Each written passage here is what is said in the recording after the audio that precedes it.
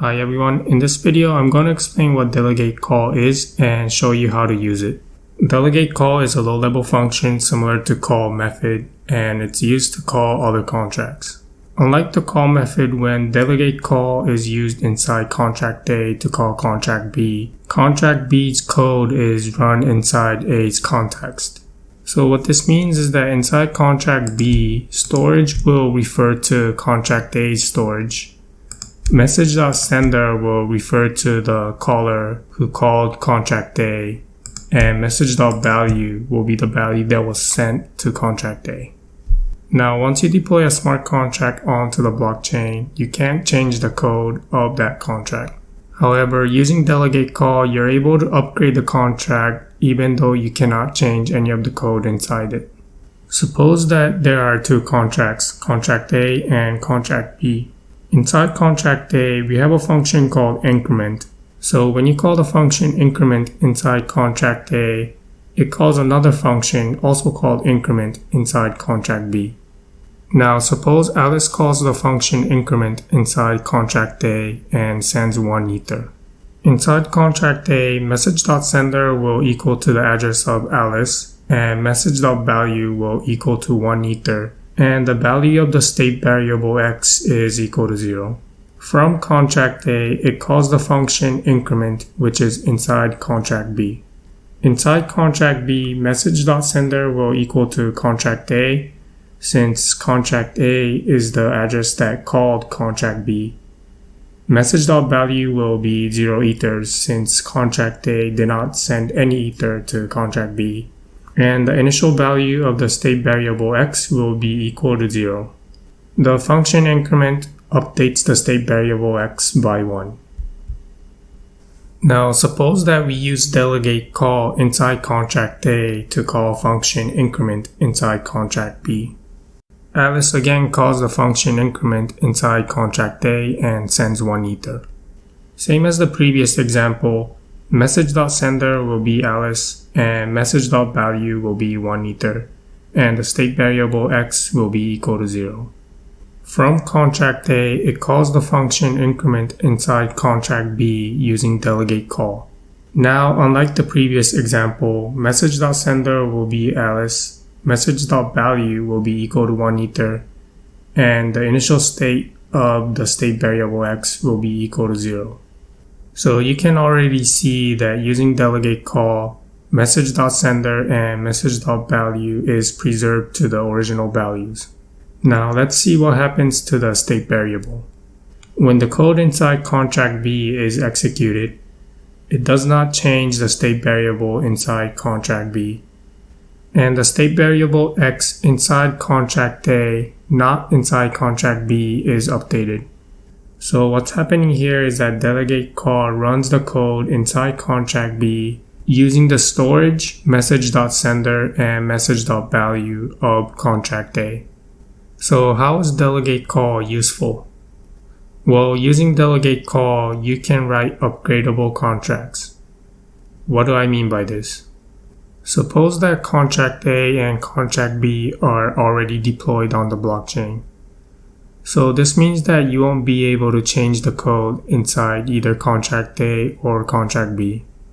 Inside contract A, we store two state variables, uint named x and the address of contract B. And the function increment uses the Delegatecall method to call contract B. So let's say that Alice calls the function increment inside contract A. Contract A would call the increment function of contract B using Delegatecall. The code inside contract B is executed and the state variable of contract A is updated. Now imagine we have a version 2 of contract B named B2. And let's say that inside contract A we have a function where we could update the address of contract B so that this B variable now holds the address of contract B2. And now let's see what happens when Alice calls the function increment inside contract A again. So like before, Alice calls the function increment. Now since the address B now points to contract B2, when Alice called the increment function, it called the function increment inside contract B2. the code inside contract B2 is executed, and the state variable inside contract A is updated. Notice that we were able to change how the state variable X is updated using Delegatecall. When the address B pointed to contract B, it incremented the state variable X by 1. But after we updated the address of B to point to contract B2, we were able to increment the state variable X by 2. So this is the idea of how to use Delegatecall to update your contract, even though you cannot change the code inside the contract. To show how all of this works using code, we're going to first declare some state variables.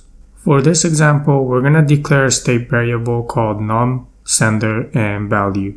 For this example, we're going to create a function called setBars, and inside this function, we'll use Delegatecall to call contract B. Now, the function setBars is going to take 2 arguments, address of contract B, and some number that we're going to use for this example. And since we're going to send some ether to this function, we're also going to declare this as payable. The way you use Delegatecall is similar to the call method. Inside the Delegatecall function, you call the function abi.encodewithSignature. Inside abi.encodewithSignature, you first pass in the function signature of the function that we're going to call. So inside contract B, we'll later define a function called setBars that's going to take a uint. So here we're passing that as a function signature. And to the setBars function that we're going to call inside contract B, we're going to forward the input num. Like call method, Delegatecall returns 2 outputs, a boolean value called success that returns true if the function executed without any errors, and the output of the function that was called in bytes. But for this example, we don't need to worry about the output of Delegatecall. Next, inside contract B, we first need to declare the state variables. And these state variables must be in the exact same order as contract A. So if you were to change the order of the state variables, then when the code inside contract B is run, it would mess up the state variables inside contract A. So it's important to remember to have the exact same state variable as contract A in the same order. The function setBars is going to take a uint as input.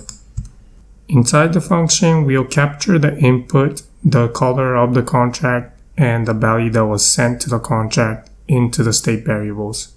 Now we're ready to deploy the contracts and see a demo. So here I've deployed contract A and contract B, and now we're going to call the function setBars on contract A. And that should change the state variable inside contract A, but have no effect on the state variables inside contract B. So I'm going to copy the address of contract B, and we're going to call a setBars function. So I'm going to copy the address here, pass in the number 123, and we're going to send 1 ether. So after the function was called, the num state variable of contract A should now be 123. The sender should be the address of our account.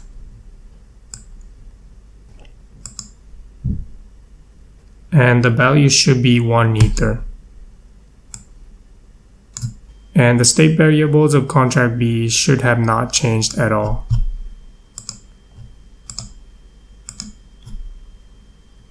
So next, I want to show you how to upgrade contract A that is already deployed. First, we'll create a new version of contract B. So we're going to copy contract B, paste it here, and then rename it as contract B2. Now remember that the layout of the state variables have to be the same as contract A. And inside the function setBars, we'll multiply the input by 2 and then store the result. So here I have newly deployed contract B2, and contract A is still the same contract from the previous demo. And we'll call the function setBars inside contract A, passing in the address of contract B2. So that should multiply our input by 2 and store the result inside contract A. I'm going to copy the address of contract B2, paste it in here, and call it with the same input 123. And this time we'll pass 2 ethers. So now the nums should be 246 since we passed 123, which was multiplied by 2. The sender should still be the same, and the value should now be 2 ethers. So in summary, Delegatecall runs the code of callee using the caller's context. The state variables of the callee must be the same as the caller. And you can use Delegatecall to upgrade contracts. Well, that's all I got for this video. If you have any questions or feedback, let me know in the comments below. Have a good night, and I'll see you soon in the next video.